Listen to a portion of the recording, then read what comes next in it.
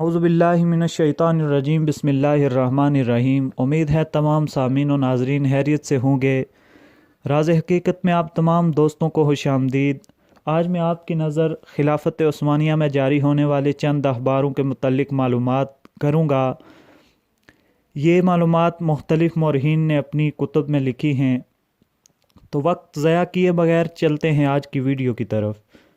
ان میں پہلا اخبار ہفت روزہ حجاز مکہ مکرمہ ہے۔ اکثر مورخین نے اسے حجاز مقدس سے جاری کیا جانے والا سب سے پہلا اخبار قرار دیا ہے۔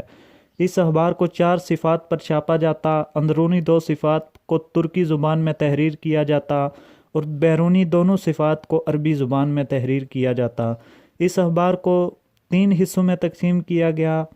پہلا حصہ سرکاری معاملات کے متعلق آگاہی دیتا تھا، دوسرا عوامی خبروں کے متعلق ہوتا اور تیسرا اعلانات کے متعلق ہوتا تھا۔ اس کا آغاز پہلی جنگ عظیم کے دوران ہوا۔ دوسرا اخبار شمس الحقیقت المکۃ المکرمہ ہے۔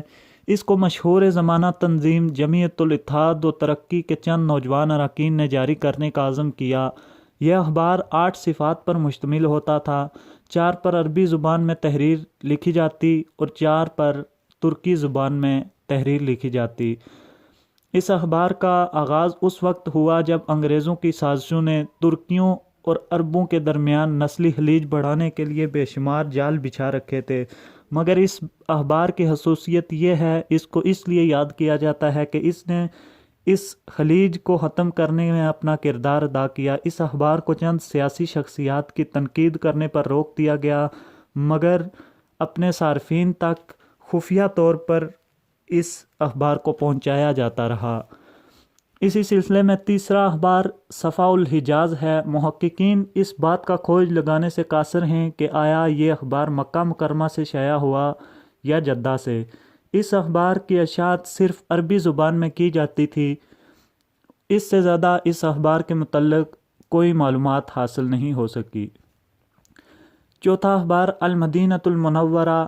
یہ اخبار ایک عالم دین نے مدینہ منورہ سے جاری کیا، جو کہ نظم و نثر پر مشتمل 2 زبانوں عربی اور ترکی میں شائع کیا جاتا تھا۔ اس کی اشاعت کے لیے کوئی دن مقرر نہ تھا، یہ موقع کی مناسبت سے شائع ہوتا تھا۔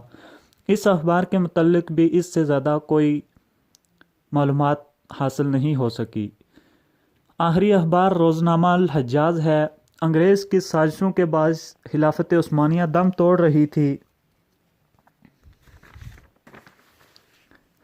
ترک اور عربوں میں 2 الگ قوموں کا نظریہ پروان چڑھ رہا تھا اور گورنر مکہ نے اس نظریے کے تحت خلافت کے خلاف بغاوت کرتے ہوئے حجاز پر اپنی بادشاہت کا اعلان کر دیا۔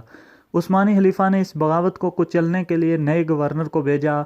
نئے گورنر نے آتے ہی اس بغاوت کو کچلنا شروع کر دیا۔ ان دنوں مدینہ منورہ سے کوئی سرکاری اخبار شائع نہیں ہوتا تھا۔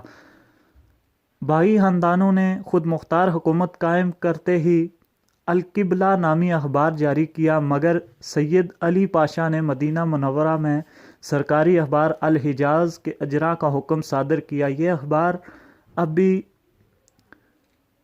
اپنے ابتدائی مراحل میں تھا کہ حکم دیا گیا کہ اس اخبار کو دونوں زبانوں میں شائع ہونا چاہیے۔ یہ ہر دوسرے دن شائع ہوتا تھا، پھر وقت کی نزاکت کو دیکھتے ہوئے اس کو ہر روز شائع کیا جاتا رہا، مگر جمعہ کو تعطیل کر دی جاتی۔ یہ اخبار سلطنت عثمانیہ کا آخری اخبار شمار کیا جاتا ہے، جو 1335 ہجری 24 مارچ 1917 کو اپنی آخری اشاعت کے بعد شائع نہیں ہوا۔ امید ہے تمام دوستوں کو آج کی معلومات بہت اچھی لگی ہوگی اور سلطنت عثمانیہ کے ان چند اخباروں کے بارے میں پہلی مرتبہ آگاہی ملی ہوگی۔